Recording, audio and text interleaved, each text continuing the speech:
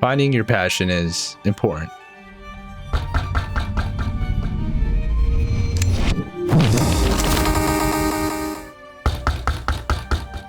And for as long as I can remember, I've been trying to make videos my whole life. You're pretty much a waste of a human being if you can't offer something. Follow your passion. But you see, there's a difference between trying and doing. And I've been telling myself every day that I'm finally going to start making videos. And soon after, days turn to weeks, weeks turn to months, and the results?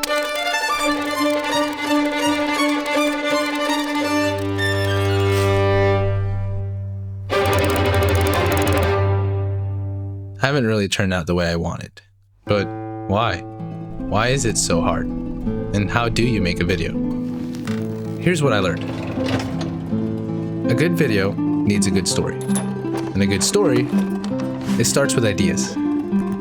Some good, most are bad. And I try not to get stuck on one thing, but here's the thing. Ideas don't just come out of nowhere.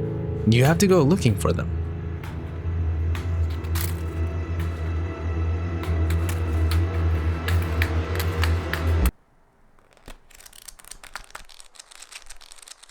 My best ideas come to me when I'm inspired.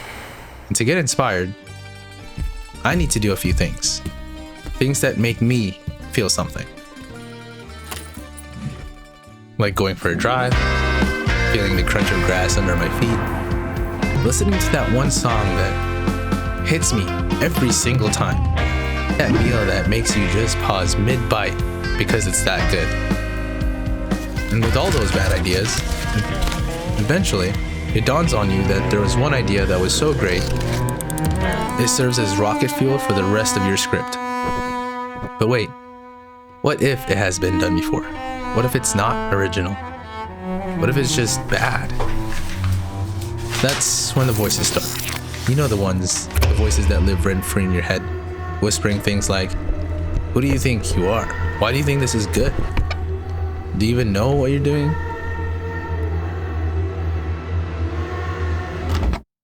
What are you doing? Oh, I was just about to write the script. Here's the truth. Writing is my Everest. I wasn't exactly a star student in English class, but I found this trick. And that's to start with a log line. One sentence to sum up the entire story. Why? Because when I get lost, and I always do, it's my guiding star. It's like a compass, pointing me back to the heart of the story. And once I have this all laid out, I can bring out the story circle. I use this to divide the sequences into acts.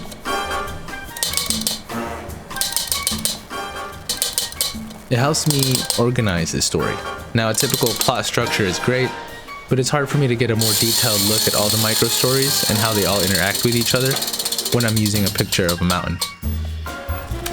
With these structures set, I fill in the blanks and connect each act. Finally, we could start shooting the video. But I wasn't quite being honest, to tell you the truth. I actually started with a different video idea. I tried to make a video about painting for the first time, and this led me into a spiral of research to learn how to paint and the materials I needed to get started. My drawing is subpar at best, so making a practice piece had to come first. And it wasn't bad, so I decided to move forward. I used Photoshop to concept the idea, combining different pieces to make a collage of what I wanted to paint. I filmed this entire process, but when it came down to making the final painting, so I tried something else. Rug tufting. Again, I began the process of learning online, purchased the materials, practice. You can guess what happened next.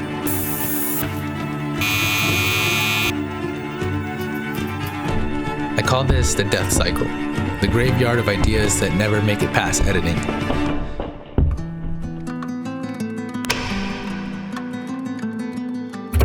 Now, where were we? I typically start with the lights. I call this the sun. Oh, some people call it a spotlight. And this gives me a hard light source that I can use to either simulate the sun, bounce on walls, and make cool textures. Next is the lightsaber, aka the tube light.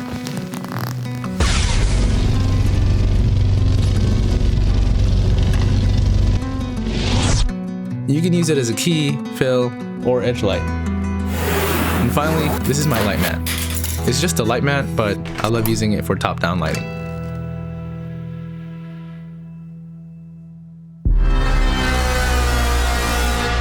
While most people agree that light is the most important aspect of filmmaking, shadows matter just as much, if not more. What you don't show or illuminate matters just as much as what you do. And the combination of these two is what shapes your image. You'll notice most big-budget Hollywood films shoot on the shadow side. So I always try to keep this in mind when shooting. Next is composition. This is how you decide what's in the shot and what's not. It's a combination of framing, focal length, camera movement, depth of field, and symmetry. These all create a sense of balance in your image and help you keep your audience focused on what you want them to pay attention to. And it sets the stage for your characters and their environment. Make sure to get coverage. This will help you when you're editing later. Now, we can start editing. This is where the written words in your script takes form and allow it to speak louder than words ever could. But first, let's get organized. This is going to help you down the line when you start looking for things, losing footage, and starting over. After this, I record the voiceover to serve as a guide for the edit. The part where I have to face myself. The part where every flaw, every misstep feels magnified. It's the self-judgment that comes crashing in, making me second guess everything. I take 1,000 takes, and every time I think this is it, only for the doubt to crawl in. Don't try to get it perfect. Break it into sections to make it easier. Now we can break the footage into separate scenes and look for music. One of the most important elements in your video. It guides how your audience feels and holds 90% of the emotion in your story. And I don't really have a process. I kind of just keep listening until I hear something that fits just right. Let's cut the clips and build the story. This is where you can get creative and find endless ways to frame your story. This is where you build rhythm and emotion, where watching becomes experiencing. Now let's talk about color. Color isn't something you just add. This is when you put paint on the canvas. It's the mood, the pulse of your story. It can turn a scene from feeling warm and comforting to feeling cold and empty. That is the power of color. And don't forget sound. The smallest sounds, the rustling of a page, the distant hum of a car, the soft scrape of a chair. These can transform a scene. And it's all in the details, the ones you don't always notice, but when they're there, everything just clicks. I'm gonna let you in on a little secret. Editing is where the real battle begins. This is where your inner critic is loudest, where every ounce of doubt creeps in. This is where the time and effort you spent building is tested and revealed. Whether your idea was as great as you thought it was, whether the script you wrote was really as compelling as you imagined. This is where you get to see if you've put enough time into crafting each shot on that list. This is where most people will tell themselves that it isn't good enough, that you'll never get it right. Editing is the phase where you encounter the most resistance and every negative emotion you have towards your work comes out. If you haven't noticed yet, the hardest battle isn't making the video. It's when you see the reflection of your actions all come together. But here's the truth. It's not supposed to be perfect. Perfection is the enemy of progress. And progress, no matter how small, is what turns ideas into something real. When you finally let go of the need to be flawless, that's when the magic happens. That's when your story stops being just yours and starts speaking to someone else. Because no one is looking for perfect. They're looking for honest, for human. They're looking for you. So as you sit there before your timeline, hands frozen over the keys, eyes hollow, haunted by inaction, know this. This moment isn't about the video. It's about you. So let it go.